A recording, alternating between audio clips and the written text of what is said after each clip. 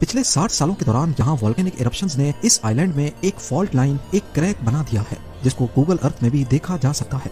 ये क्रैक समंदर से 6000 फीट ऊपर मौजूद है। साइंटिस्ट का कहना है कि अगर एक बड़ी इरप्शन हुई तो लावा निकलने से जो नुकसान होगा वो तो एक तरफ, लेकिन आइलैंड का एक बड़ा हिस्सा समंदर में गिर सकता है। जियोलॉजिस्ट का मानना है कि फॉल्ट लाइन पूरी तरह क्रैक करने की सूरत में लगभग 500 अरब टन वजनी पत्थर 250 किलोमीटर पर आवर की स्पीड से स्लाइड करते हुए समंदर में गिरेंगे।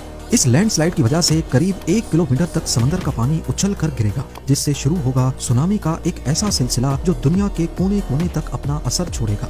एक्सपर्ट्स ने इसे मेगा सुनामी का नाम दिया है। ये लहरें समंदर की हर डायरेक्शन में 4000 मील तक ट्रेवल करेंगी, जिसमें यूरोप, अमेरिका और अफ्रीका बुरी तरह असर अंदाज होंगे। 100 फीट से भी ज्यादा बड़ी लहरें समंदर तो समंदर, कोस्टल सिटीज में भी काफी अंदर तक सारा निजाम धर्म भरम कर देंगी।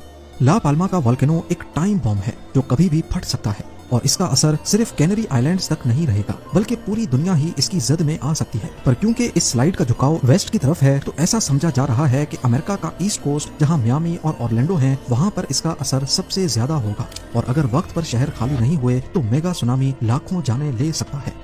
और अब आखिर में बात करते हैं परमाफ्रॉस्ट की। हमारी दुनिया का 11% हिस्सा परमाफ्रॉस्ट ग्राउंड है, यानी जमीन का वो हिस्सा जिसका टेम्परेचर साल के 12 महीने 0 डिग्री सेल्सियस से भी कम होता है। परमाफ्रॉस्ट ज्यादातर पोलर रीजन्स में पाया जाता है, जिसमें आधा कनाडा, 2/3 रशिया और तिब्बतन प्लेटू शामिल है। इनमें ज्यादातर परमाफ्रॉस्ट पिछले लाखों सालों से इसी कंडीशन में था, पर अब नहीं। परमाफ्रॉस्ट की लेयर के ऊपर एक एक्टिव लेयर होती है जो सर्दियों में जम जाती है, लेकिन गर्मियों में वापस पिघल जाती है। इस लेयर के नीचे परमाफ्रॉस्ट की लेयर पूरा साल ही 0 डिग्री सेल्सियस से कम रहती है।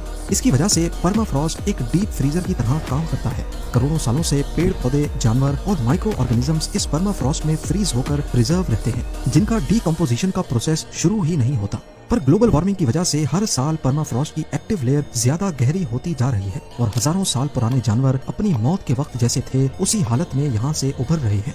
जब परमाफ्रॉस्ट पिघलता है तो उसमें मौजूद ऑर्गेनिक मैटर गलना शुरू होता है। उनको बैक्टीरिया खाने लगते हैं और मीथेन गैस रिलीज करते हैं। एक्सपर्ट्स का मानना है कि आज दुनिया में जितनी भी पॉल्यूशन है, परमाफ्रॉस्ट में उससे 4 गुना ज्यादा कार्बन फंसा हुआ है, और ये आहिस्ता आहिस्ता एटमॉस्फेयर में फैल रहा है। इतनी ज्यादा ग्रीन हाउस गैसेज जब माहौल में आएंगी तो दुनिया का एवरेज टेम्परेचर 8 डिग्री सेल्सियस बढ़ जाएगा, जिसकी वजह से ग्लेशियर्स पिघल जाएंगे। ग्लेशियर्स के पिघलने से दुनिया में ताजा पानी की सप्लाई डिस्टर्ब हो जाएगी। समंदरों का लेवल 5 मीटर तक बढ़ जाएगा, और ऐसी मौसमियाती तब्दीली देखने को मिलेगी जिसमें इक्वेटर के करीब इंसानों का बसना नामुमकिन हो जाएगा। ज्यादातर लोगों को लगता है कि परमाफ्रॉस्ट का पिघलना फ्यूचर में आने वाली तबाही है, पर असल में इस तबाही का आगाज ऑलरेडी हो चुका है।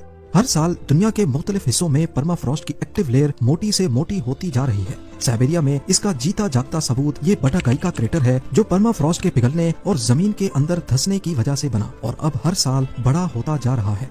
अगर परमाफ्रॉस्ट के पिघलने का प्रोसेस इसी तरह चलता रहा, जिसको रोकना किसी के हाथ में नहीं, तो खींच खींच के अगले 50 से 70 सालों में दुनिया की 70% परमाफ्रॉस्ट पिघल जाएगी। अगर फॉसिल फ्यूल्स को आज ही खत्म कर भी दिया जाए, फिर भी परमाफ्रॉस्ट को